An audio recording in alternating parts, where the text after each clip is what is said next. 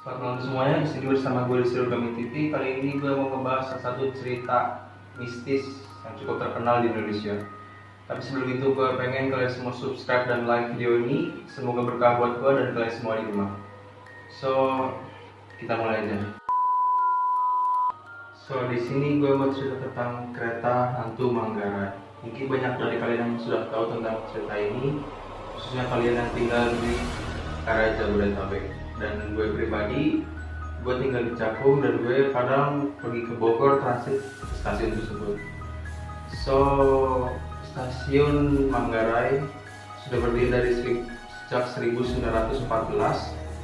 Dikarenakan sudah melewati zaman ke zaman, dari masa penjajahan ke masa sebelum reformasi dan sampai sekarang, memang lumayan cukup juga.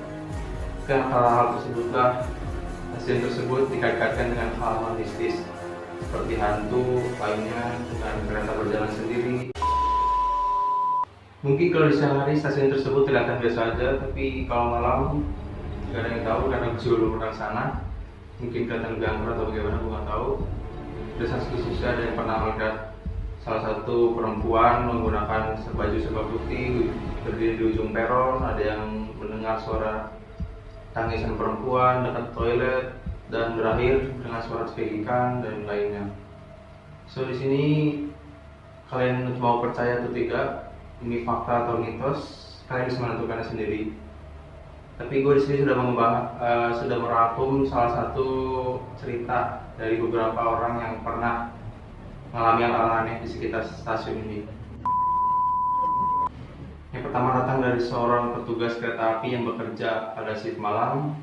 Setahu gue kalau shift malam itu mulai dari jam 11 malam sampai jam 7 pagi. Dikarenakan petugas tersebut sudah lama bekerja di situ dan sudah hafal betul jadwal pertama berangkat kereta tersebut adalah jam 5 pagi. Tapi dia menemukan sebuah keanehan pada hari itu, yakni dia mendengar suara sirene kereta api akan melewat pada pukul 4 subuh.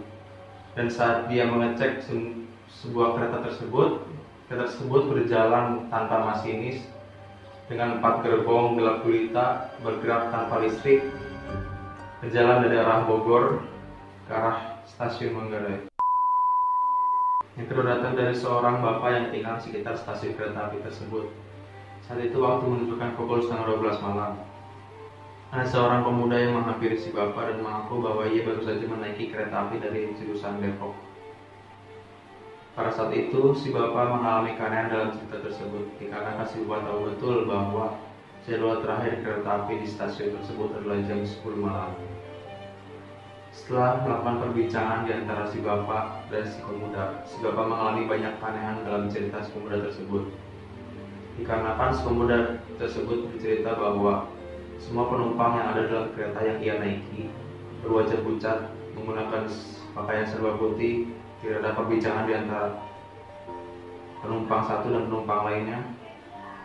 Dan kebetulan ia meminjam salah satu koran dari penumpang yang ada di kereta tersebut. Dikarenakan cerita yang aneh tersebut, si bapak membawa si pemuda kepada salah satu petugas yang bekerja di stasiun kereta api tersebut. Tetapi si petugas kereta api tersebut mengatakan bahwa ia tidak melihat satupun kereta api yang melintas lebih dari jam 10 malam.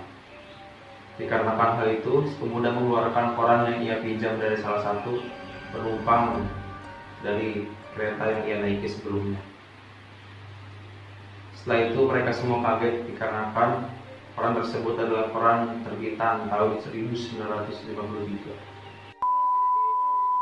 Sebenarnya ketiga ini datang dari salah satu teman gua yang tinggal di sekitar stasiun Manggarai. Dia mengaku bahwa dia belum menceritakannya kepada banyak orang dikarenakan dia pun bingung apakah ini nyata atau hanya ilusi atau hanya karena dia mengantuk melihat hal tersebut. Jadi ceritanya itu pada hari itu pukul 1:30 malam, dikarenakan dia merasa lapar, dia pergi keluar. Dikarenakan dapurnya tidak ada makanan, dia pergi keluar untuk membeli nasi goreng atau apapun itu. Setelah itu dia melihat ke arah rel kereta api. Dari kagetnya dia melihat ada kereta api di jam tersebut melintas dengan 4 gerbong. Dan setelah ia memperhatikannya, di gerbong ketiga tersebut ada pocong dengan tinggi yang kira-kira 2-3 meter berdiri di atas gerbong ketiga tersebut. Serentak dia pun kaget, atau dia pun pikir apa ini mimpi atau gimana. Tapi jadi dari berbagai macam cerita hantu yang ada di Indonesia, memang kisah kereta hantu inilah yang cukup populer. Karena itulah ada beberapa sutradara yang mengangkat kisah tersebut menjadi sebuah film, yakni pada tahun 2008 dengan judul Kereta Setan Manggarai, dan pada tahun 2009 dengan judul Kereta Hantu Manggarai. So, dari kisah-kisah yang ada, apakah ini nyata atau mitos, kalian menentukan sendiri. So, sekian aja video gue kali ini. Apabila kalian punya rekomendasi cerita, kasus, atau something tricky lainnya yang dibahas di channel ini, kalian bisa komen di kolom komentar. So, thanks for watching. Semoga malam Jumat kalian menjadi malam Jumat yang